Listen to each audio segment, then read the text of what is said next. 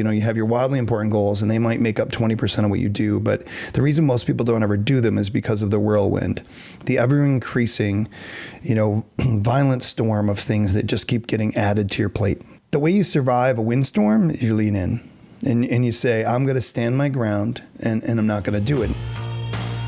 I'm Brian Zavodik, and this is the Kick Some Class podcast, the show that helps teachers kick some class. So if you're an educator and you want to be able to have more impact in your classroom, you want to have more time for your loved ones, and you want more balance in life in general, well, you're in the right place. And if you have yet to teach your first class, or you're just starting out, or you've been teaching a little while and you're trying to figure it out, or you're an old grizzled veteran like the rest of us and you don't want to burn out, well, I've got all sorts of tips and tricks, tutorials and reflections to help you kick some class, whether it's in school or in life. You can get all the episodes to the Kick Some Class podcast at kicksomeclass.com, and also on YouTube, on my YouTube channel, Bald Guy Size. So if you're watching this on YouTube, head on over to kicksomeclass.com. I've got a great freebie for you. And I mentioned that in the first podcast. It's what I call my 5 things guide. And this has come from 20 years of education, working with other teachers who are trying to avoid burnout or struggling with it at the time, as we know so many people are. This is a very quick and easy guide that'll help you kind of gut checklist of where you are with education so that you're not burning out and wasting away, right? We want to finish strong, have a good, solid career, and that's what I'm here for. All right, so for those of you out there where you've got those days where you're just like, man, that was awesome, and you're killing it, but then there are the other days you're like, oh, dude, that was horrible. I never want to do that again. And you'd like to have more of the first kind than the last kind. Well, that's what we're going to talk about today. So I want to give you 3 questions to ask yourself and things to think about that'll get you kicking some class on a much more regular basis. All right, so I love this quote by Tony Robbins. It's the first one we're going to talk about today, and that is, he said, success leaves clues. Now, obviously, he's talking about people in business, and you look at the super wealthy, and you can garner some clues from their life of how they got there and things that they do, learn from their process, all their habits, all that good stuff. But the point that I want to make is, don't you want to be doing more of what you love? Those days when you go home, I know I would come home some days. I was a science teacher for years, and I would say things like, I cannot believe they pay me to do this. I had so much fun. The kids did this, or I had that happen. And, at the end of the class, the kids didn't want to leave. Now, after an 82-minute block with middle school students, and they're saying to you, do we have to go to our next class?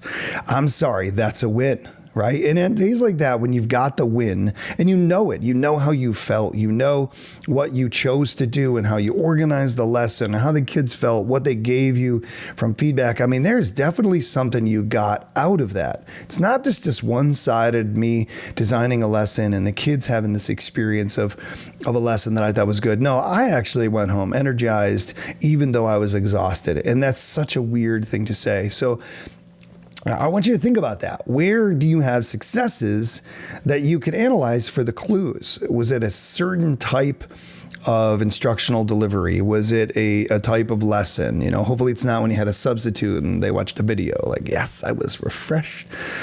No, but the idea that success leaves clues allows us to ask that question. What was I doing when I felt successful? And honestly, the question before the question, if that's a thing I can do, it's my podcast, I guess I can.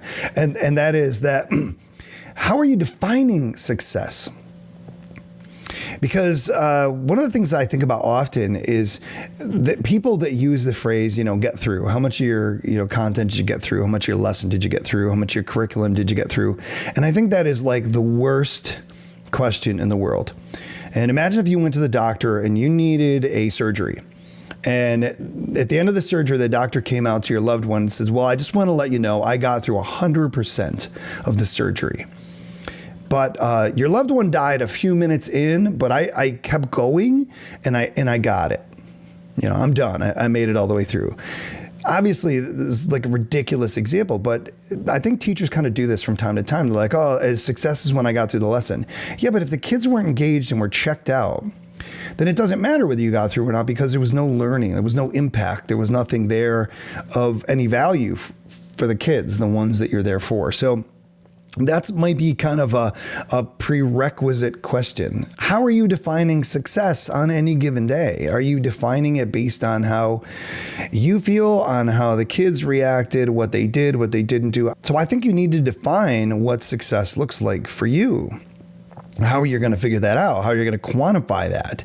And then ask the question, what were you doing on those days? For me as a science teacher, I know I'm presenting phenomena in a way that is so engaging because the kids don't know, and I'm not going to kill it. I'm not going to just come right out and tell them, explain the phenomena that they're seeing. I'm making them think, I'm making them model, I'm making them question and wonder. And sometimes I don't tell them the answer and they hate it, but they hate it so much they don't want to leave. And I think that's really powerful. It's a great tool that I loved, and it made me feel like, man, I can't believe I get paid to do this. So success leaves clues, and we need to leverage our wins. When we're getting a win, leverage it. All right, number 2 is just as much as success leaves clues, failure leaves some scars. I put this video out on my personal YouTube channel, the one's just branded after my name, which is really about personal growth. And it's me holding a picture. Actually, I think we got the picture behind me of a car accident. It's right there, if you can see that. I was in a car accident when I was 17 years old, and I tell a story about how the scars lead to the story. And so obviously you wouldn't see the scars on my kneecaps in class because I don't teach in shorts very often. But as a cross country and track and field coach, at the end of the day, when the weather here in New York allows me to wear my shorts, whether I should or shouldn't is debatable, but the kids would see the scars and they would ask, hey, where did those come from? And that for me led into the story of a little bit of 17-year-old stupidity behind the wheel of a car, which I think is really valuable to the kids. But it allowed me to tell a story about life and how when you make a mistake, that you get a chance to change it almost every time. People say if something doesn't kill you, it makes you stronger. Only if you get a chance to reflect on it and make a change. So in your educational career, where do you have scars from, well, I'm never going to do that again, whether it was, discipline in your classroom, whether it was, a specific type of lesson, you planned this, what went wrong? Did you overplan it? Did you underplan it? Did you get the time right or wrong? I can tell you there were times where I've designed lessons for middle schoolers, and if you don't get the amount of time that something is going to take right, it can be painful. And you better figure that out for next time. Now, the beauty of it all is if you have this idea of you have time to adjust during that day. So most of my career, I had 5 or 6 classes that I was teaching the exact same prep. Super lucky, fortunate to have had that. But I could adjust after one block or one class. I could adjust and be like, whoa, that was horrible. Why would I be so foolish to, carry that on the rest of the day? But a lot of times we're just so busy that we don't get a chance to reflect on that at the end of the day, to maybe leave ourselves a note, like when you open that slide deck or whatever it happens to be, or that lesson plan the next year, is to say, whoa, pump the brakes. This did not go well. And then to come up with a way that maybe can fix it, alter it, or just abandon it and replace it altogether. Those scars should help you. If you want to go home happy and healthy at the end of the day, have more time and energy for your family and loved ones and all that great stuff, then you've got to learn from your scars. So that's tip number 2. Yes, we need to leverage our wins, but we need to learn from our scars. So how do you identify those and then just stop it? That pretty much fixes everything. Number 3 is, this one is like a total pet peeve of mine. And I'll tread lightly here. And that is, we need to resist the pressure. And what I mean by that is, as a teacher, particularly right now during the midst of this pandemic, and I hope that somebody is watching this 2-3 years later and is kind of like, oh yeah, I remember that, and it's a thing of the past. But as educators, we have this one more. And I would say that in my career, I had a mini meltdown over a one more. It's just one more thing. Hey, Brian, it's just one more thing we're asking you to do. Yeah, you know what? I'm sick of those. And I don't want to be the disgruntled guy who's like, all right, that's enough. But it was enough. And you can't do one more thing when a million things keep adding to your plate. Something has to give. And I want to give you this tip. There's a great book out there called 4DX, I think, which is the 4 disciplines of execution. It's how you put out change. And they talk about this thing called a WIG, the wildly important goal. And if you were to take a minute and just think about what is it that you do as an educator that is wildly important, and it is the primary reason you were hired, you're fired up, you're passionate, and what you want to do with kids, then what are the chances you're going to get fired for letting go of all the other stuff that is minutia, that is killing your passion, your energy, your time? It's stealing from your family because you're having to bring things home. It's stealing from your health. It's stealing maybe from your life. And maybe begin to let some of those things go.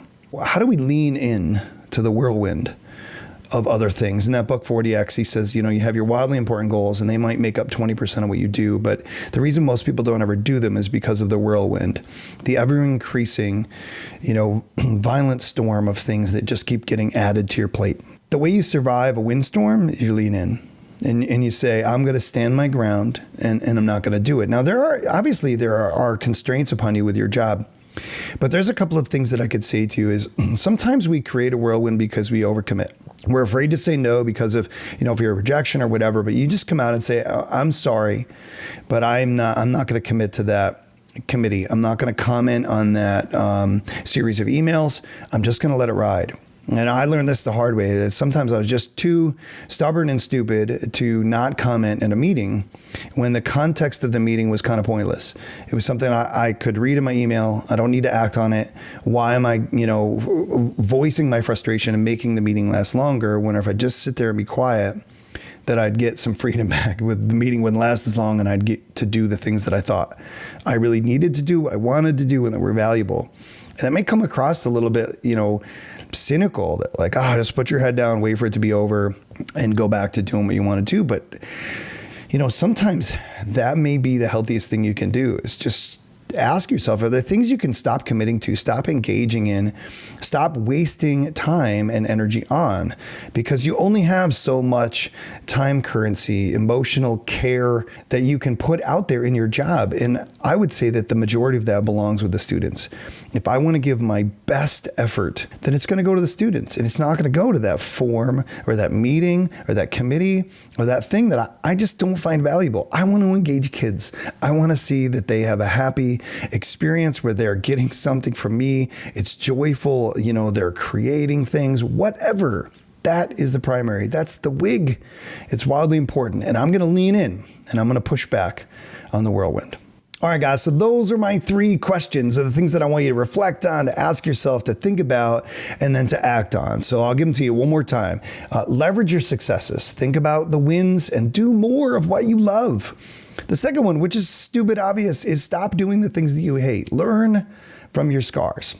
And the last of all, lean into the whirlwind, the pressure around you to do more, to constantly add things to your plate. And you might find out that you're more effective in class, you're more rested and happy for the people that matter to you when you go home.